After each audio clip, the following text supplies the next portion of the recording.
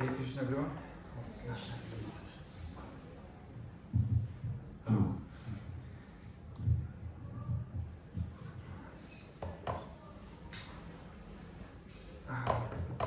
My name is Alexander, and thank you for everyone for coming here.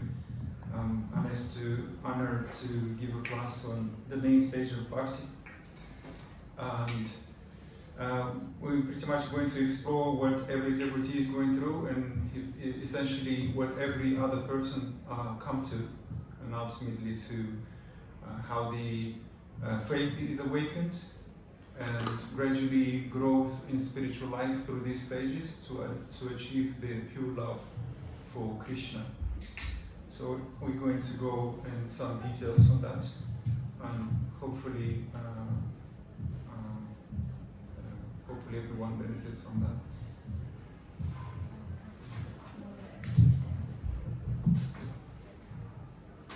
Okay, so we're going to start with Jai Radha Madhava.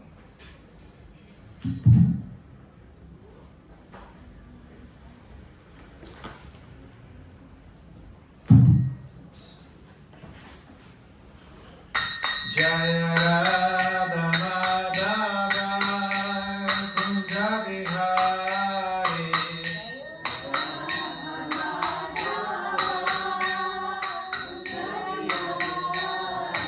Jaya Radha Madhava Kunja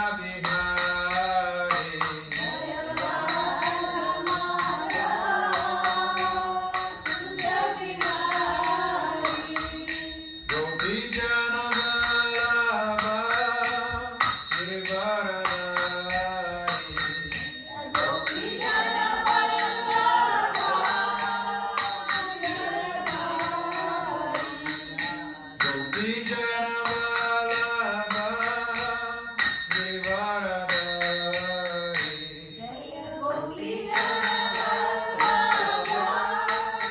Girivaradhari Yashoda Nandana Braja Janaran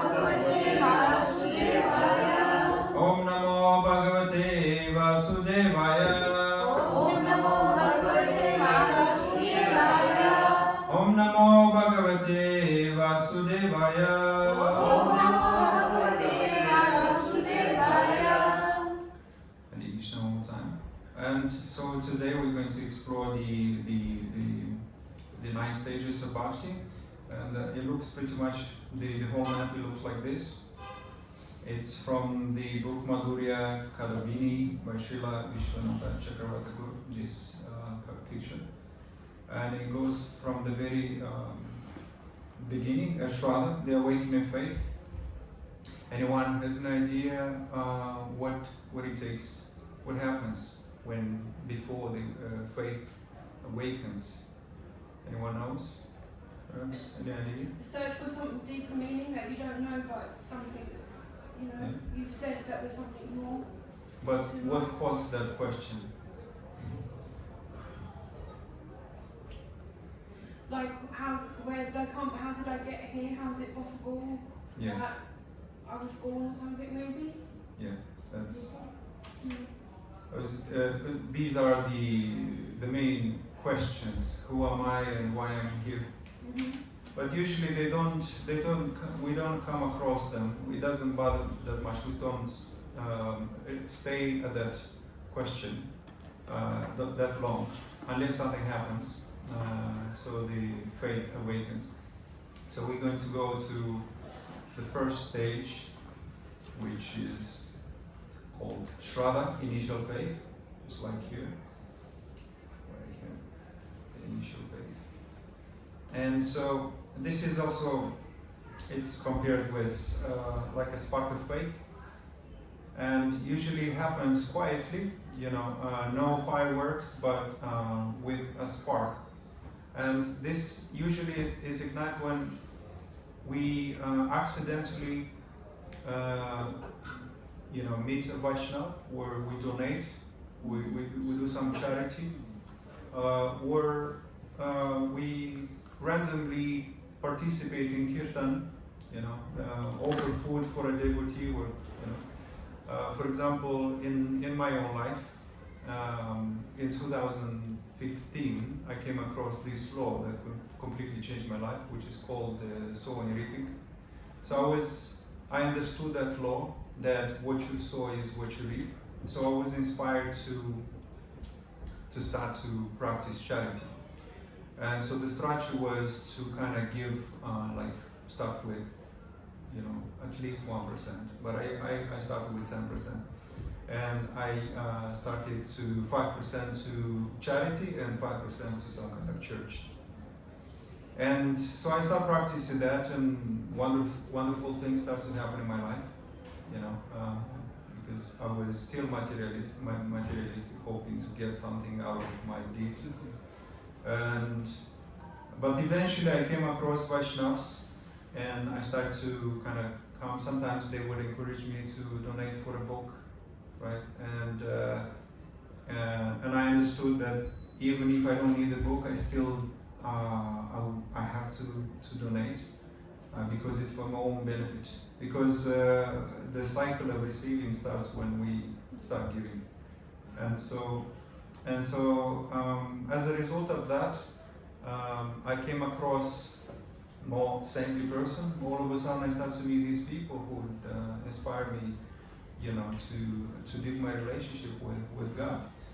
And so I was blessed enough to come across, pure devotees who started speaking about Bhagavad Gita and Bhagavatam. And so, but it took me time because I need more convincing. So this is, and sometimes this is awakened, by seeing devotees smile. Sometimes there is something about the energy, like why they are so happy, walking the street, happy and dancing and ecstatic. So you kind of, even if you pretend like you don't see them, still they draw your attention. You still pay, it's like, what's going on in there? But what's happening actually is that the holy name is walking the street. And even though they don't see it, it's subtle, but still Krishna is stealing their attention through the holy name. So a master seed of real faith can crack the rock of a lifetime ignorance, It's like accepting a seed, trusting that it will one day become a tree, but the soul, the heart, is still filled with stones and thorns. Just like if you put a seed in the ground, you don't see the seed anymore, but it doesn't mean it's not there. It's growing, it's just it didn't show up on the surface. So when you meet Vaishnava, usually they plant a seed of bhakti, and it's just like that seed, it's invisible. It's there, it's cultivated, it's growing its roots, and gradually as you engage in some kind of service, accidentally or just by someone inspired, because we do what we see, and then that is awakened, and gradually comes on the surface, and or also there is an eye comparison with aroma. Aroma. If you smell soil, it doesn't smell anything. It doesn't smell that nice. Yet through the flower, the aroma comes on the surface. And so the earth contains all those aromas, even though we cannot actually perceive it. So in the same way, the faith, the seed of bhakti is growing gradually, and eventually, when it is a little bit mature, then faith is awakened. And so when faith is awakened, it influences our behavior. We start to, it leads to connect with those who have knowledge, who know Krishna. And so, So the one important thing to know about this is that even demigods do not get bhakti unless they develop this faith. And Krishna hides behind it and won't appear until this faith awakens. Because from faith we can ultimately grow in spiritual life through these stages and achieve bhava and then ultimately prema. And it is very hard to get because through bhava we can control Krishna. So he's being very protective, and it's very rare attained.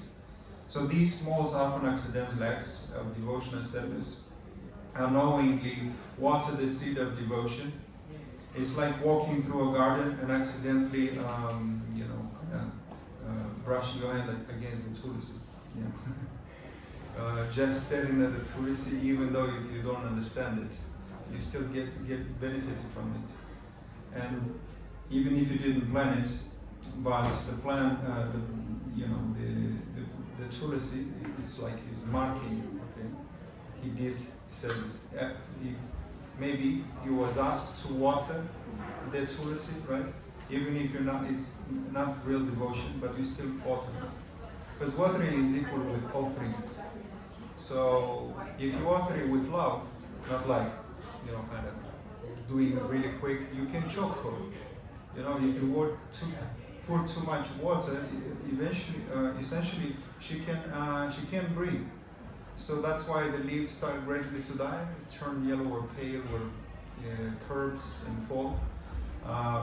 Because you put some, she's a person. And so she needs to breathe. And this, when faith is awakened, our behavior is completely transformed. And faith is not the same as belief. Belief can easily be shaken. Today I believe this, tomorrow I believe something else. But when faith is awakened, we are fully awake, like we are encouraged to connect with devotees and saintly persons. And so it leads to activities. And so the illusion of faith is that many mistake social enthusiasts with faith, with Shraddha. But true Shraddha is not like I like Bhakti, but I trust only Bhakti to deliver me. When you know that devotional service is the only way through achieving, to attain pure love of God, and therefore we can step out of this material world through devotional service, which is transcendental activities, also known as akarma. Yeah. So, yeah. Could you explain what that means? Real faith begins to die when worldly hopes start to die. Like worldly hopes, what does that define mean? Like. Well, I haven't. I need to go through them. Yes. Sorry. Sorry. It's fine.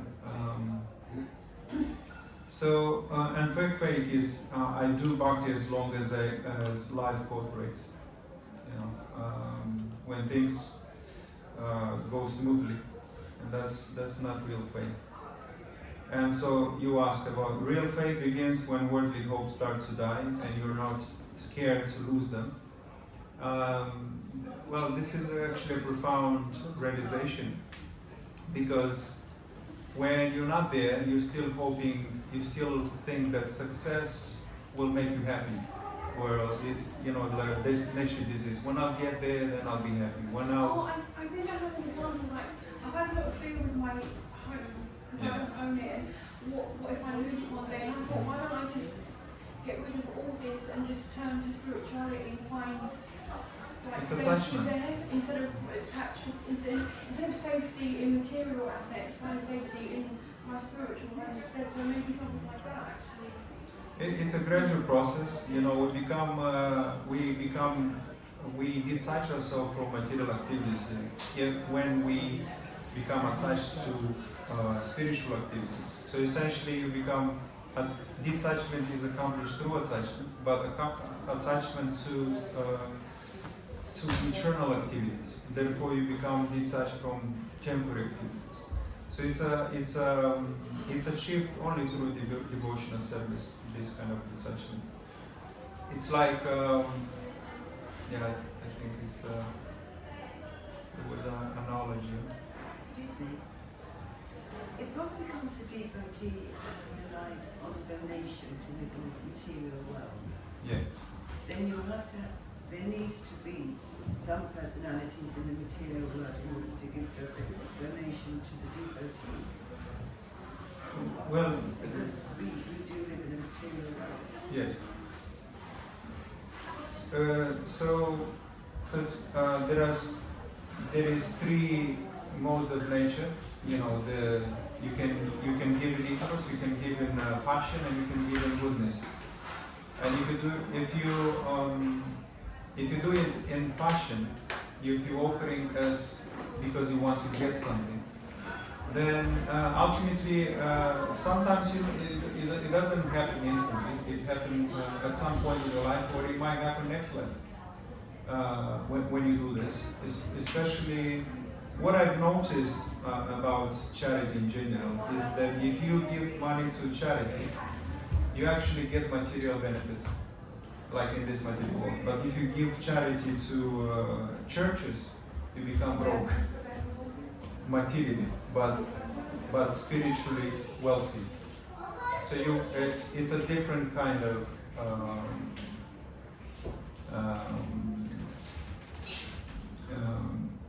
outcome. So in the context of spiritual evolution, there'll be a certain percentage in order for everything to balance out. We as devotee, we don't focus on charitable activities in this material world. Because even if you do good, you can, if you aspire to be promoted to heavenly planets, then you can do charity in the mode of goodness, and therefore you can achieve higher planetary system. But the problem with that is that life there, even there, is temporary. So it's much longer, it's more ecstatic, but ultimately when you burn the activities of your rewards, you ultimately have to descend back.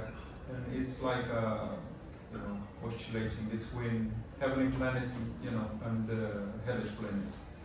And so, but as devotee, we focus on going beyond goodness, which is pure goodness.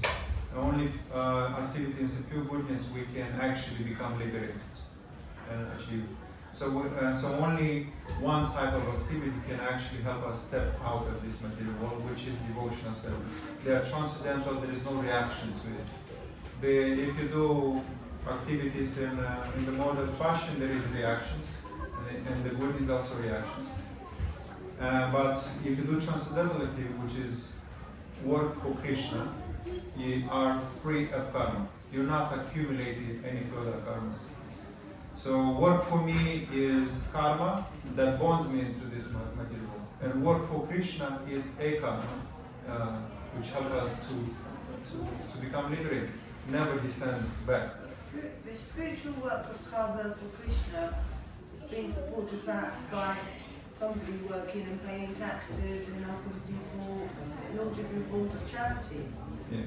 So we have to appreciate the stepping stones and the support from others. Well, it's a matter of taste. That's our journey in life. Yeah, but it's a matter of taste. If you want to be fulfilled in this material world, you can practice those things. But as like I said, in Krishna consciousness we focus to attain pure Krishna, pure love. You know? So I understand what you're saying is that when you're truly aligned with devotional service, Yeah. you are acting, there are actions, Yeah. but there are no reactions. Yes. Okay, so if you're still on the mode of goodness, passion, ignorance, Yes. you're acting with the reaction, Yes. which may mean that you're giving charity to someone, there may be a reaction to that. Yes. However, the devotee... Yeah, if you do good, you receive good. Yeah. If you do bad, you receive bad. But if you want to be free out of this cycle of getting, giving, receiving, birth, death, old age, disease, then you can do spiritual activities, which are free of karma. You're not accumulating, you're not interested to be promoted, you're not really interested to receive wealth, or to, to become talented, or mystic powers and stuff like that. Because ultimately, even Brahma dies. Even Brahma, where lives in Satyaloka, he ultimately, after 100 years, which is equals to 313 billion earthly planet years, he dies, and then recreation is done over again. So if some persons who are attached to this material life, they are more interested to to get the position of demigod. They want to become very opulent, very strong, mysterious, and possess some qualities of Krishna. How about a person wants to go for charity but doesn't have money? I can share my own experience about this. What I thought when I started practicing, I didn't actually have anything, but what I did have, I had thoughts and I had prayers. So I thought, if you don't have anything materially, externally, you can still give in thought.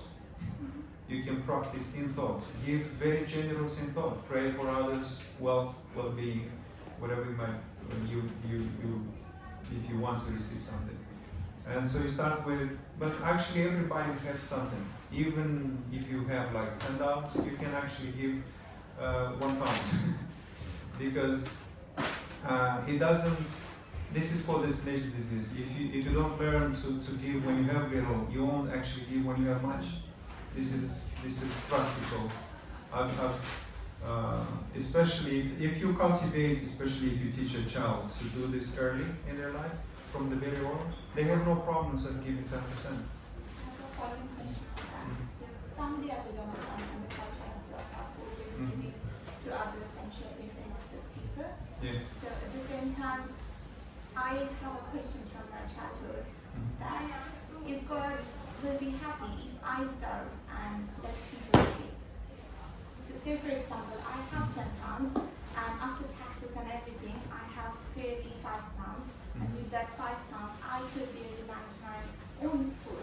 And will God allow me, or God will be happy if I will starve, or say for example, I'm going through some medical conditions at the moment, I'm not buying my medicines, I'm not eating proper food, and then still I want to donate, and I'm donating. Will God be happy? Of course. You can never get poor by giving. This is a fact. But whenever you do any good, you can actually feel Krishna reciprocated with feeling within you. you feel great when you give, right? When you didn't contribute anything, you feel a little bit confused, unsatisfied. So I would pay attention to your feelings, because whenever you give something, notice how you feel, because that feeling is given. You don't word the feeling, I want to feel this. You give and then you feel. But that feeling comes as Krishna is speaking through feelings. And if you can say, you don't pay attention to that, then you're missing out. Yeah, so it's important to pay attention how you feel, because Krishna consciousness is about emotions. Emotions. Energy, emotion. Isn't it feeding yourself is also giving, because you are a human, you also need charity when no one is able to give you charity, because you maybe you do not belong to a certain category so that people can come to you and give charity to you. So you are giving yourself, isn't it kind of... Giving yourself is the best. To offer yourself. And this is the greatest charity. That's why devotees are devotees, because we are offering ourselves. We don't just offer some resources, because ultimately everything belongs to Him. But we offer ourselves. We offer our intelligence. We offer our abilities.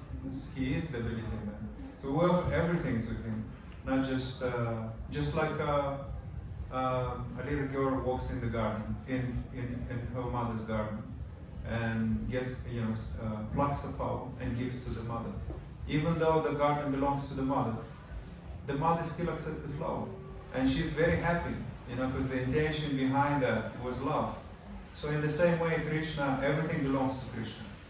But when he's offered with devotion, he is very happy, because the intent is very important. Yeah. Charity is much more than just giving money and material things. It's, of course. And most important is actually giving your time, your attention, your knowledge. The highest charity is actually giving spiritual knowledge. So if we have nothing, we get all this knowledge that we have getting given by Srila Prabhupada. Yes. We can take this, imbibe it, and give it. And that's the biggest charity.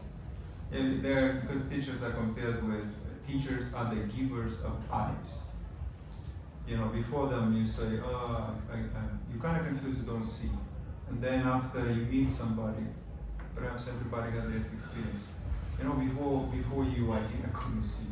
Now I see it. They stretched your vision. I actually could see everything. I lost my vision 5 months ago.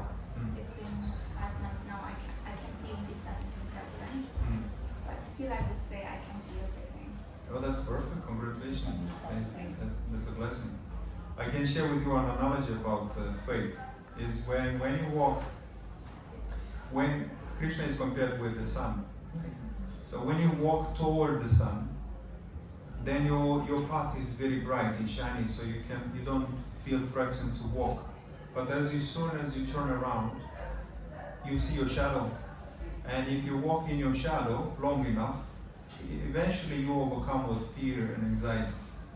But if you turn back toward the sun, where the sun, darkness ceases to exist. So essentially, materialistic people, especially those who have demonic qualities, they are always in fear and anxiety, because they want to enjoy all his creation separate from him, not with him, to offer to him essentially. So but perhaps I can go through some more slides, because I have a very short time. And and here is So real faith begins here. I think next one. When you stop needing Krishna to prove himself and start begging to prove yourself to him, is when faith is awakened. Excuse me, could you repeat it again, please? Yes, when you stop needing Krishna to prove himself and start begging to prove yourself to him. Because many times we think, why Krishna just don't show up? Just can you just show up so I can believe in him? Right? But the question is, what qualification one needs to see Krishna. You know, for example, you need qualification to identify what gold is, right? If you don't know what color is gold, you know what is what it feels like, and so, and then you can, the gold might be sitting next to you, you won't be able to identify it. So the first qualification to see Krishna is first to know thyself, to know yourself, and gradually we will know Krishna. So when you begin,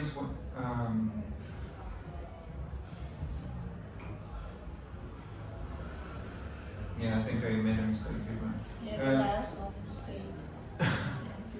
Well, here is a verse in Bhagavad Gita that confirms about this. Bhagavad Gita 4:39. A faithful man, and I highlighted faithful, which means full of faith, who is dedicated to transcendental knowledge and who subdues his senses, is eligible to achieve such knowledge. And having achieved, he quickly attains the supreme spiritual peace. And in the purpose, such knowledge in Krishna consciousness can be achieved by a faithful person who believes firmly in Krishna. One who is called faithful, man who thinks that simply by acting Krishna consciousness, he can attain the highest perfection. This faith is attained by discharge of devotional service and by chanting Hare Krishna. So this is the key pretty much, because faith is attained by discharge of devotional service. And only through devotional service faith is awakened, or through accidental charity. And so by chanting Hare Krishna, Krishna Krishna, Hare Hare, Hare Rama, Rama Rama, Hare Hare, which cleanses one's heart of all material dirt. And over and above this, one should control the senses. A person who is faithful to Krishna, who controls the senses, can easily attain perfection in the knowledge of Krishna consciousness without delay. So this verse pretty much reveals that faith is awakened through devotional service, and it assures that the journey begins with faith, and such faith leads on steadily toward peace and realization.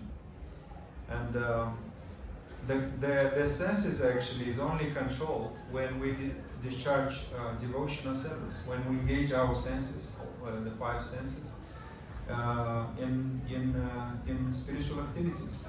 And that's the only way we can be released from the compulsions, from contaminations, from all our addictions. And so the next stage, which is when faith is awakened, then we are inclined to associate with saintly persons. It looks a little bit like this, but it's a zoom in so everybody can see. Yeah.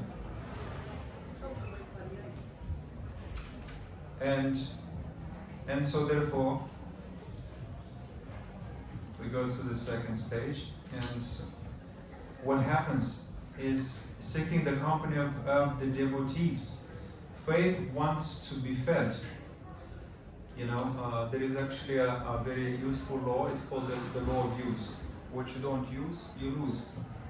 If you don't use your memory, you lose. If you don't lose your faith, it declines. If you don't lose knowledge, you lose them. You forget them. So essentially we need to, so that's why faith wants to be fed. Unless you fed them, then it gradually declines. So the person seeks out others who share this spiritual current. Not all association is equal. This is about sadhu sangha, which is association with devotees. Association with those whose lives are centered on Krishna. It could be hearing their conversation, watching their discipline, or feeling their humility and realizing, I want what they have. Their realization deepens yours. Their hearts awaken yours. This association acts like wind to a flame, not only keeping the spark alive, but helping it grow. Because essentially, the man is known by his company. You probably everybody knows this popular saying that you become the 5 people you spend the most time with. So the right association versus wrong association is almost the difference between eternity and death. Because if you spend time with materialistic people, primarily, or demonic people, you become one of them. Gradually. Excuse me, I have a question about that. Yeah. What if I'm working in a field where most of the people are materialistic Yes. and basically I spend a lot of time with them? What should I do? This is when your faith awakens, you start to prioritize. You become more intentional about your association. You know, you just do your duty, and you do not associate with them after work. You know, you don't go to bars and clubs, and unless you want to become one of them. You know, because it's really a meaningless Trying to escape. way of spending you know, your precious time. And you don't just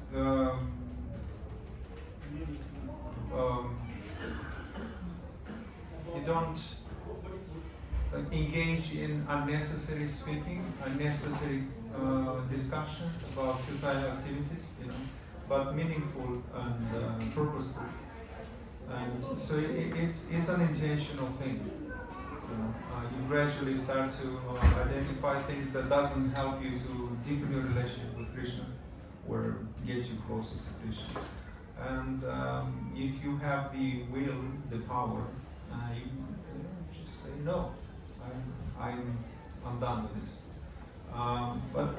But this happens gradually. It's not like everybody's struggling with this. But through devotion, through association, we become inspired. And inspired means being in spirit. And this inspired means, you know, when you are in illusion. And so, so you become connected to your real self when you associate with the right persons. Have I answered your question? Yeah. Thank you. Can I just say, into Vedic astrology, sometimes we attract the opposite. Because I'm a Plutonian, I've got Pluto as the ascendant, the first house. And you can attract all sorts of people that are completely unlike you if you're a Plutonian. The one that you don't want? Plenty. Yes. It's a very interesting lesson I've learned a few months ago about this, why certain people come across in our life that we don't want, and who hurts us especially, who will take advantage of us.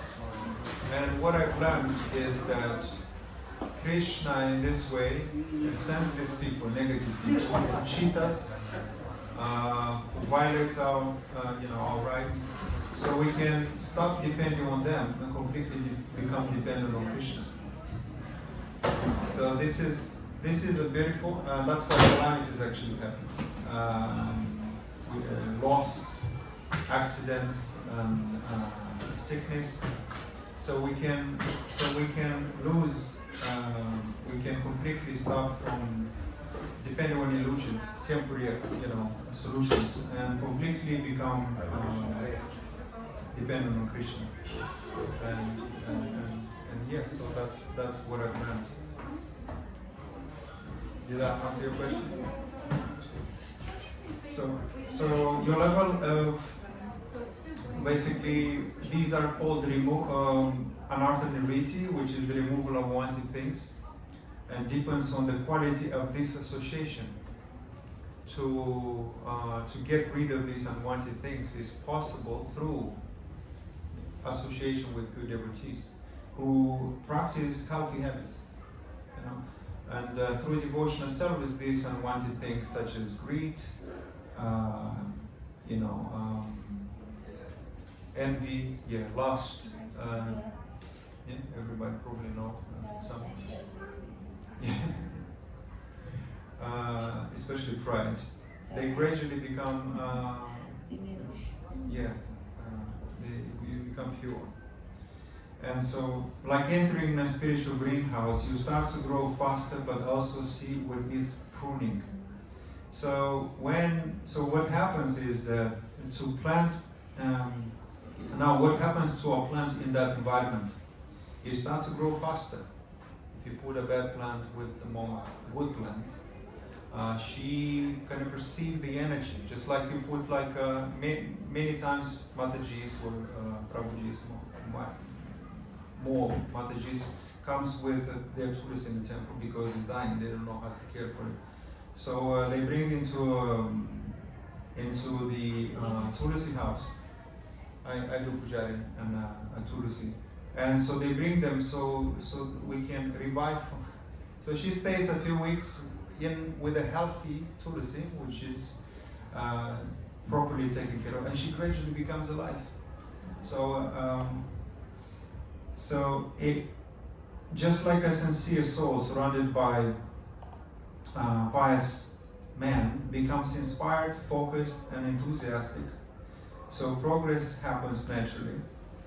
But there is the other side. With faster growth, imperfection becomes more visible.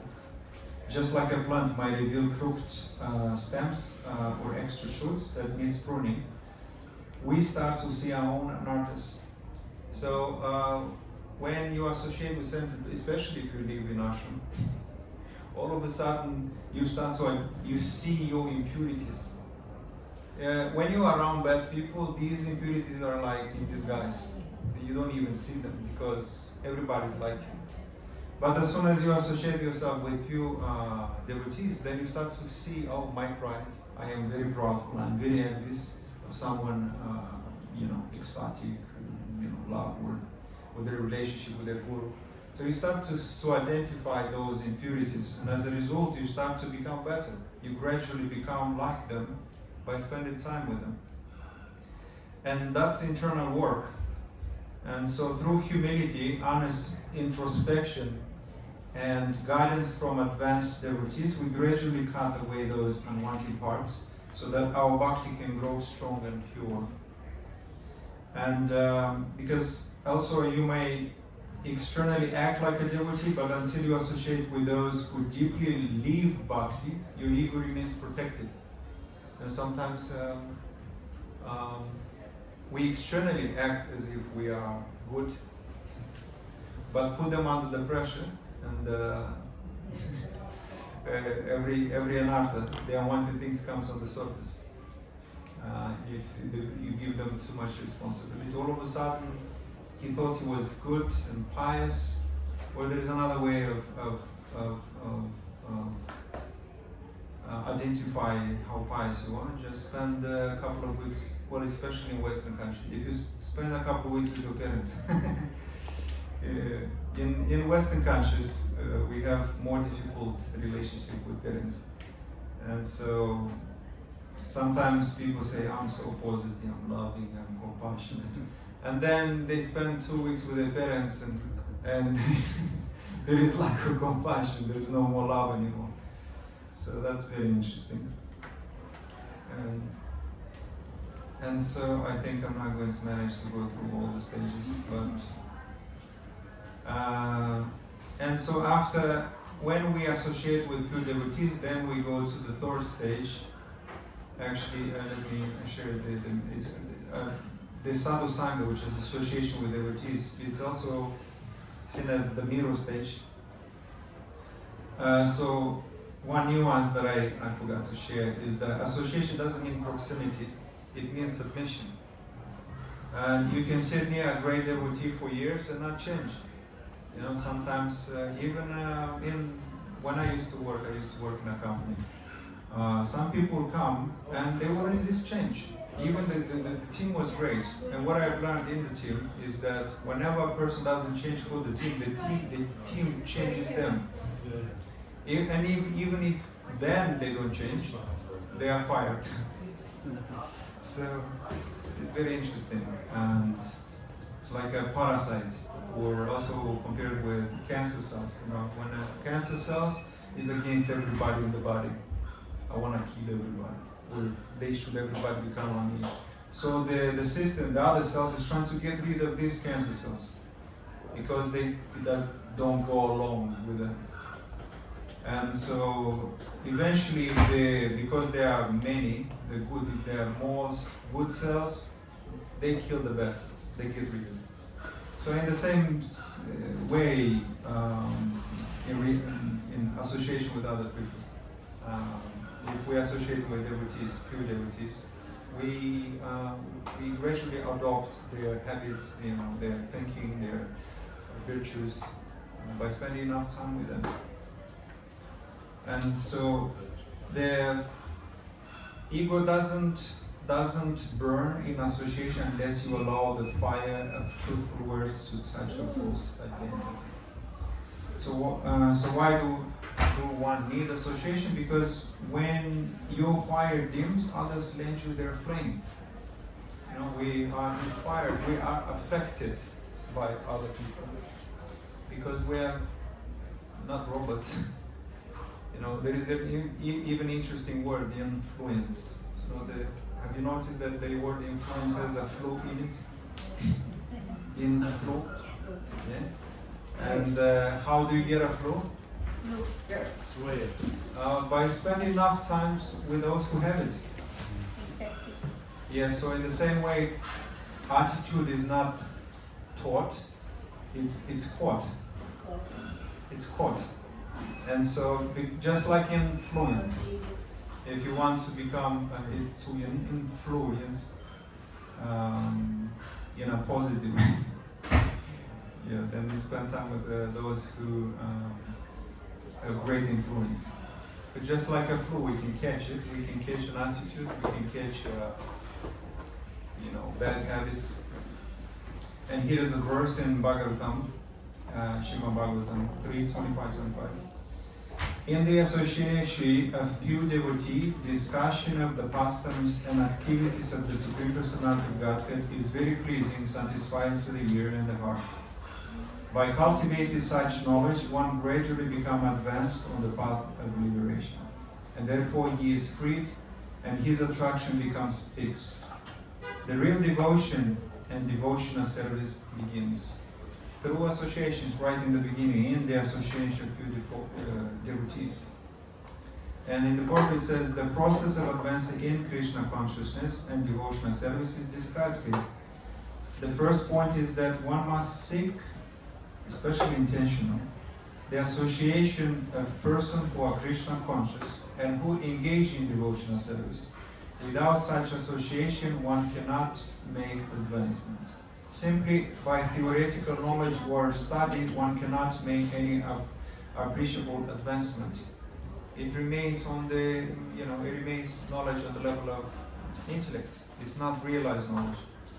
So one must give up the association of materialistic persons and seek the association of devotee, because without the association of devotees, one cannot understand the activities of the Lord. So sadhu sangha, which is association, deepens our taste through hearing and sharing Krishna's katha, his pastimes, in the company of devotees. So association is very critical. Here is in the Bhakti steps, the 9 stages. Right, if you see the right in the middle, I'm not sure if it's visible, it's written sadhu sangha right in the middle throughout all stages. Can you see? I'm not sure if it's visible enough. Sadhu sangha. So association. The reason it goes up until prema, actually bhava, because you can even fall from bhava if you have the wrong association. But you can never fall from prema. But prema is rarely, even bhava, which is transcendental emotion, is rarely achieved, because through bhava we can control Krishna. And so sadhu sangha, the reason is such an important thing, because you need throughout all these stages the association of pure devotees, so they can guide us through all these stages. Especially, and the longest one is, for many of us, is the Anatam Vritti, which is the clearness of obstacle and bhakti. And and I'm going to just really quick about the next one stage, and then we can have prasad. And so the next stage after the association is that begins devotional service. And in this stage, we start to begin to practice. Now the person wants to do something because we are inspired by others. And now the person wants to do something. They start chanting, maybe hesitantly. They visit the temple regularly. They start reading Bhagavad Gita or trying to make sense of all. So this is Bhajna Kriya, beginning of devotional service. The intentional or deliberate, in other words, structured, engaged in devotional practice. So the real battle begins when we start to deal with anartha-vritti. When we practice devotional service, then all these tendencies that unwanted things start to come on the surface. So that's why it's the real battle starts to begin. And so, but it's not all smooth and sailing. You're shocked to discover how restless, proud, lazy, or judgmental you become in association with pure devotees. Like cleaning a room and stirring up clouds of dust. You didn't see them before, but they were always there. Even if you follow all the rules, without humility you might grow externally, but not internally. So that's where the next stage becomes critical, which is pretty much the anartha-vritti. Yes. But I'm not going to be able to cover that in this class. So I'm going to conclude with this. Thank you very much. Hare Krishna. And perhaps a little darshan. And we can sing the Mahaprasad together.